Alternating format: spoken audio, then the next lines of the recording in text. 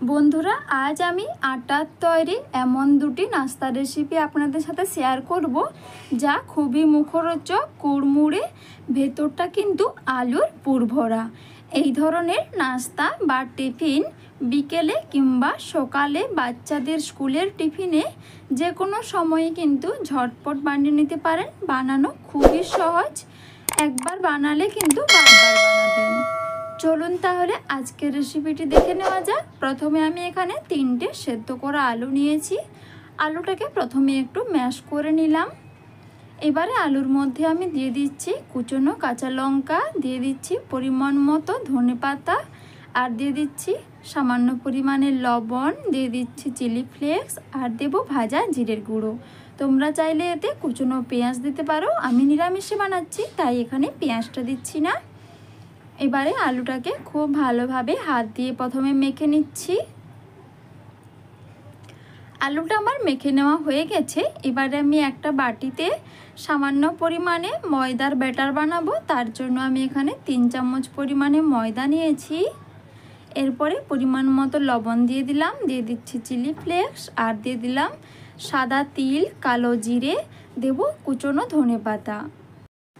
এতে স্বাদ যেমন ভালো হবে, খেতেও কিন্তু দারুণ সুস্বাদু লাগবে। এবারে অল্প পরিমাণে জল দিয়ে ব্যাটারটাকে রেডি করে নেব। একেবারে বেশি জল দিয়ে ফেলবেন না, অল্প অল্প জল দিয়ে ব্যাটারটাকে খুব সুন্দরভাবে ফেটিয়ে নিতে হবে, যাতে ময়দার না ডালা বেঁধে থাকে। এবারে আমি একটা পাত্রের মধ্যে 1 কাপ পরিমাণে আটা নিয়ে নিলাম। আটার মধ্যে আমি এখানে পরিমাণ মতো লবণ দিয়ে দিচ্ছি, আর দিয়ে দিচ্ছি 1 টেবিল চামচ সাদা তেল।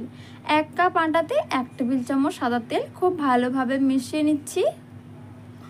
তোমরা চাইলে ময়দা দিয়েও বানাতে পারো, তাতেও কোনো অসুবিধে নেই। এবার অল্প অল্প নর্মাল জল দিয়ে একটা ডো রেডি করে নেব। যেমন আমরা বাড়িতে রুটি বা পরোটার ডো বানিয়ে থাকি, সেই রকম একটা ডো আমি রেডি করে নিয়েছি। ডোটা খুব সুন্দরভাবে আমার এখন রেডি হয়ে গেছে। এবার আমি নাস্তাগুলো রেডি করে নেব। এবারে আমি বেলে নেওয়ার জন্য একটা চাকটি নিয়ে নিয়েছি।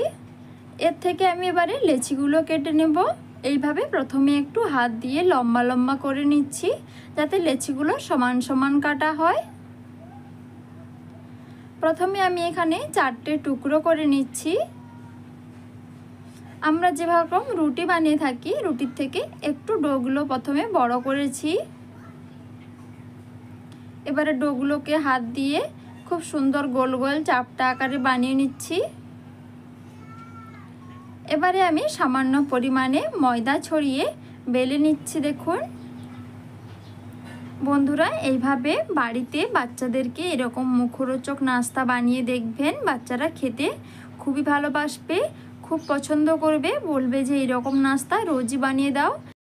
দেখতেই পেলেন বন্ধুরা, রুটিটাকে আমি প্রথমে কেটে 2 ভাগ করে নিয়েছি। তারপর আলু স্টাফিংটাকে এইভাবে এক সাইড বরাবর দিয়ে খানিকটা চারিদিকে সামান্য পরিমাণে জল লাগিয়ে নেব। চারিদিকে সামান্য পরিমাণে জল লাগিয়ে নিলে তেলে যখন ভাজবো তখন কিন্তু একটু খুলে যাবে না। এবারে এক সাইড এইভাবে এর উপরে চাপিয়ে দিয়ে দুটো মুখ খুব ভালোভাবে বন্ধ করে দিতে হবে, এইভাবে টেনে টেনে। দেখতেই পাচ্ছেন বন্ধুরা, একটা আমার রেডি হয়ে গেছে। এইভাবে আমি আবারও একটা আপনাদেরকে বানিয়ে দেখাচ্ছি। একদম খুবই সহজ, ছোট বাচ্চারাও কিন্তু এই নাস্তাটা বানিয়ে নিতে পারবে। রোজ রুটি পরোটা না বানিয়ে এই ধরনের নাস্তা একদিন বানিয়ে দেখুন।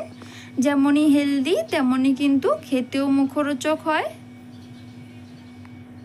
বন্ধুরা, এদিকে আমি 4টে বানিয়ে নিয়েছি। পুরো কিন্তু আটার ডোটা আমি বানাইনি। এবারে আগে থেকে যে ময়দার ব্যাটারটা বানিয়ে রেখেছিলাম, ময়দার ব্যাটারের মধ্যে এইভাবে কোট করে নেব। এবারে সাদা তেলের উপরে ভেজে নেব। প্রথমে তেলটাকে খুব ভালোভাবে গরম করে নিতে হবে। তেলটা এখন গরম হয়ে গেছে। এবার তেলের উপরে আমি এক এক করে ময়দার ব্যাটারে কোট করে দিয়ে দেব।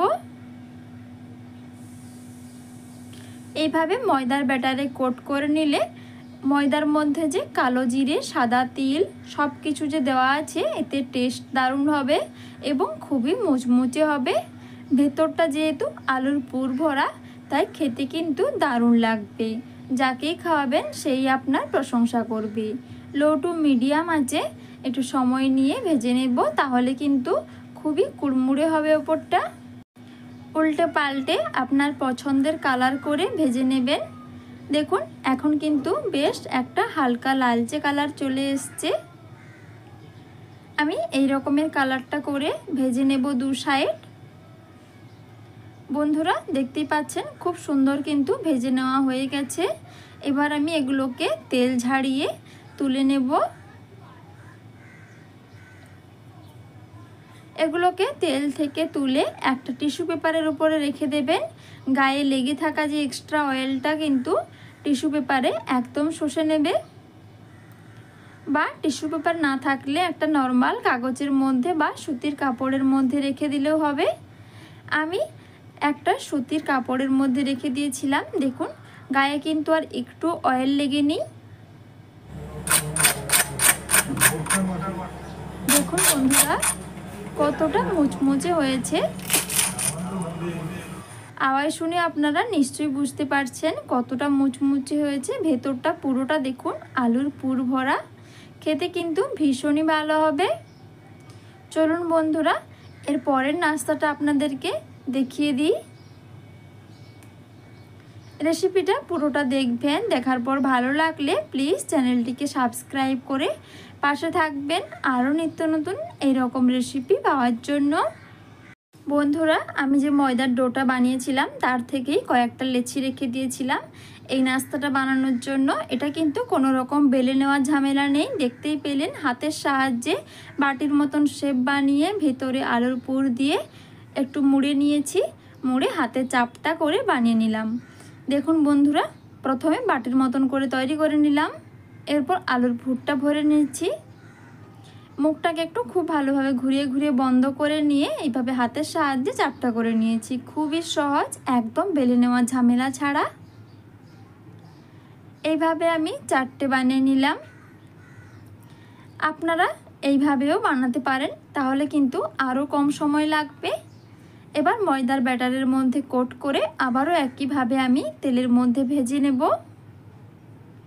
ডুবো তেলে ভেজে নেওয়ার কোনো দরকার নেই, অল্প তেলের মধ্যে এইভাবে এগুলোকে ভেজে নিলে খুব সুন্দর হবে খেতে।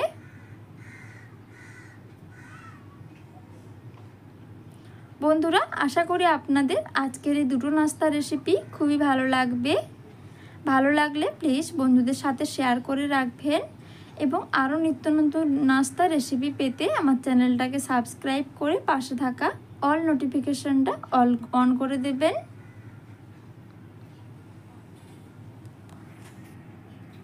এক সাইড দেখুন বেশ সুন্দরভাবে কালার চেঞ্জ হয়ে গেছে এবং খুব সুন্দর কিন্তু ফুলেও গেছে।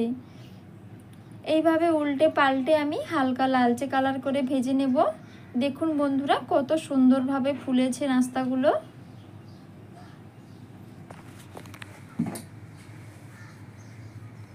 এখন কিন্তু বেশ দুই সাইড খুব সুন্দর একটা কালার চলে এসছে।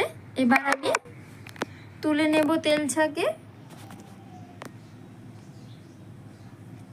বন্ধুরা নাস্তাগুলো দেখতে কিন্তু খুবই লোভনীয় হয়েছে। সন্ধেবেলা চায়ের সাথে এই নাস্তাটা খেতে কিন্তু দারুণ লাগবে। একবার বাড়িতে বানিয়ে দেখুন। এটাও আমি আপনাদেরকে দেখাবো যে কতটা মুচমুচে হয়েছে। দেখুন